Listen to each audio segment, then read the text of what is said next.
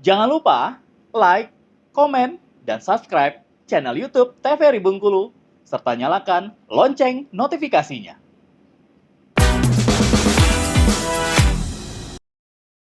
Pemirsa Opini, terima kasih banyak untuk Anda yang sudah selalu menonton Opini, obrolan pas di sini hanya di TVRI Bengkulu. Kita lanjut kembali obrolan kita bersama dengan Ferry di sini, seorang media sosial spesialis, apalagi di dunia politik. Wah, luar biasa. Berarti total sudah berapa tahun, Ferry? Ya 10 Bang. 10 tahun. Iya, 10 tahun. Ya. Pahit, manis, Iya. asin, asam semua sudah dicoba gitu ya. Coba. Oke, dan dari sekian banyak nih, mungkin juga dari kandidat-kandidat partai politik ataupun juga dari calon pemimpin, Iya. apakah semuanya sukses berhasil dinaikkan atau memang pernah terjadi mungkin tidak sesuai ekspektasi, kalah lah dalam kontestan? Jadi alhamdulillah Bang, Ferry dari tingkatan Kades, Bupati, Wali Kota, Gubernur, bahkan pernah juga tim pemenangan pusat lah di suatu daerah, Ferry ngordinir, juga ada 9 kali jatuhnya. Oke. 9 kali dan alhamdulillah merasakan kekalahannya 1 kali. Wah. Ya. Karena Ferry buat 9 itu, Ferry ditunjuk sebagai koordinator di salah satu divisi. Oke. Bukan yang sebagai pendukung biasa. Nah, kalau pendukung biasa itu kan yang menurut Ferry banyak lah. Oke, hanya meneruskan gitu ya. Tidak ada kontribusi Ferry itu nggak Ferry hitung lah. Tapi kalau yang Ferry hitung ya 9, 1 kali kekalahan dan alhamdulillah 8 kali merasakan kemenangan. Wah, berarti memang benar-benar luar biasa, dan itu kerjanya juga pasti kan siang malam, subuh tengah malam gitu ya, non-stop. Bisa dibilang kalau lebih dari 24 jam kita kerjakan lebih dari itu.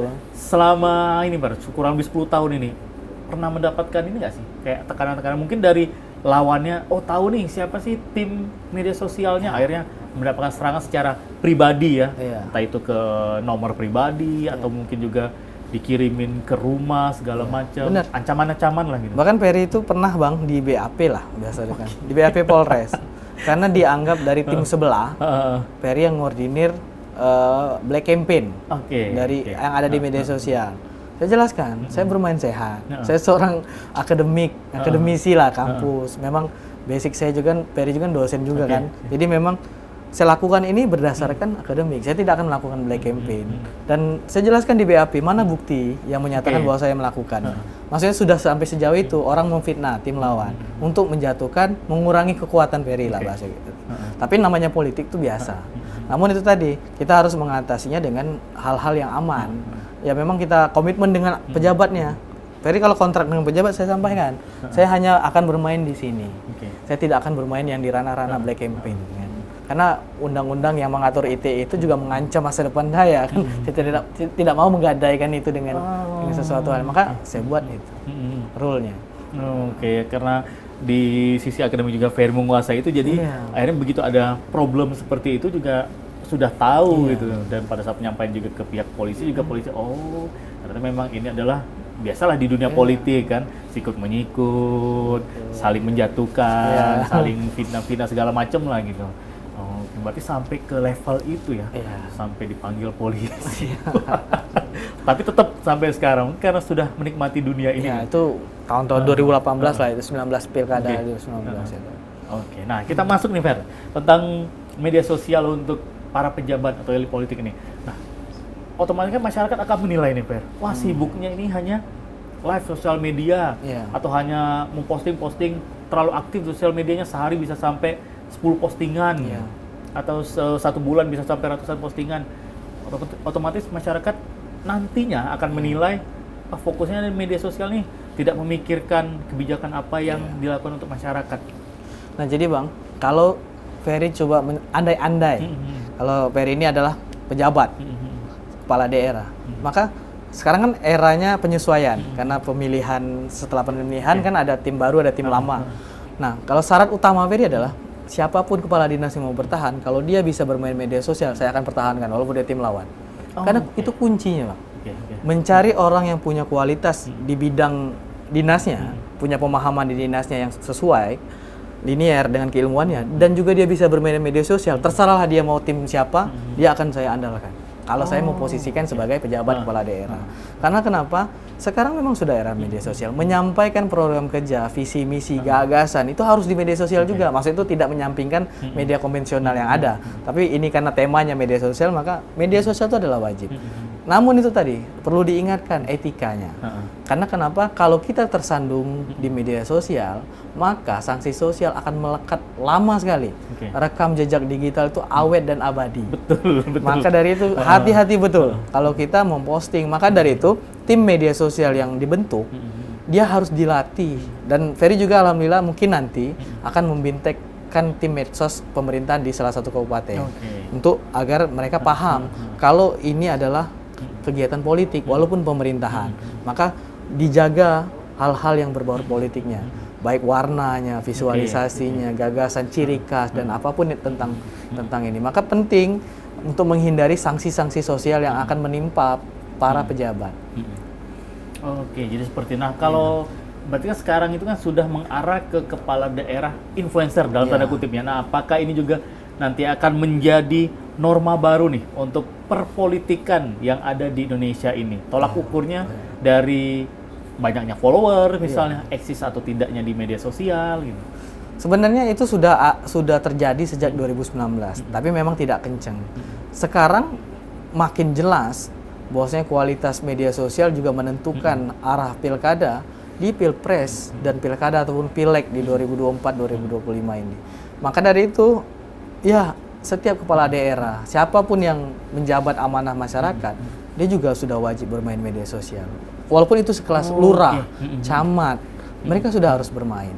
Namun PR-nya, tim media sosial yang dibentuk juga harus punya paham atau memiliki pemahaman tentang politik pemerintahan. Kan bukunya banyak tuh tentang politik pemerintahan. Dan mereka harus dilatih dengan pemahaman itu agar bisa menyesuaikan kepentingan. Karena kalau misal nih, anggaplah kita ada kalimat di media sosial, ala gubernur TikTok misalnya, atau bupati konten segala macam. Ya itu tuh kan perspektif kalau kita tidak menyampaikan gagasan. Tapi kalau kita menyampaikan gagasan, visi misi, walaupun diiringi dengan gimmick-gimmick, contoh lah, ini gimmick santai lah, kita pingin mengenalkan UMKM, tiba-tiba kita berjalan nih ke Pantai Panjang nih, tiba-tiba ada orang jual cilok, kita nih ngotong nih, tim medsos ngomong, Pak pejabat, kita turun beli cilok. Nah, Bapak makan sekali aja, dikit aja. Nah, takut nggak steril kan? Nah, nanti Bapak bilang, enak sekali, yuk teman-teman bisa kunjungi ini. Itu kan gimmick tuh. Tujuannya jelas. Visinya apa? Mengenalkan UMKM. Walaupun gimmicknya dia aja nggak makan, mungkin pas dia makan nggak enak kan. Tapi yang penting arah kontennya adalah mengenalkan si UMKM itu tadi. Tujuannya harus itu. Harus berdalil ke pemerintahan. Itulah kenapa Ferry bilang hanya 10% kuotanya untuk menggunakan konten-konten santai. Lebihnya dia harus kerja.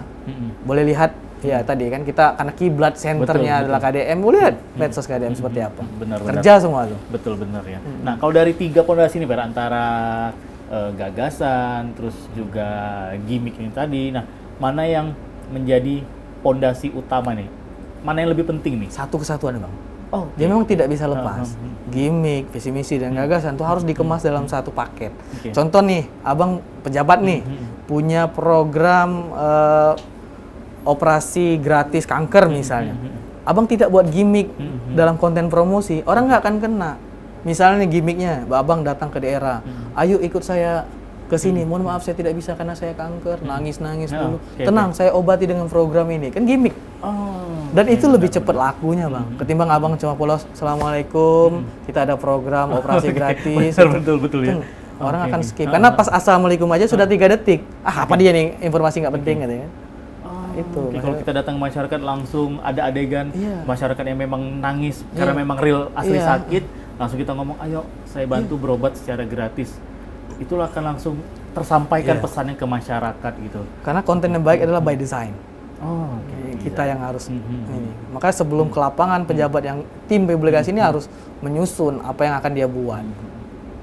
Jadi seperti itu, luar biasa sekali nih pemirsa. Ternyata banyak hal yang bisa kita pelajari seputar media sosial di ranah dunia politik ini, dan ternyata sangat jauh berbeda sekali lagi antara media sosial seperti yang biasa kita gunakan, itu dari teman-teman UMKM dan untuk pelaku-pelaku wisata untuk menaikkan nilai jual dari usaha UMKM-nya. Berbeda dengan dunia politik ini, Fer ya. Ya, Oke, wah luar biasa. Sekali ngobrol kita hari ini, Ferry terima kasih banyak, Fer.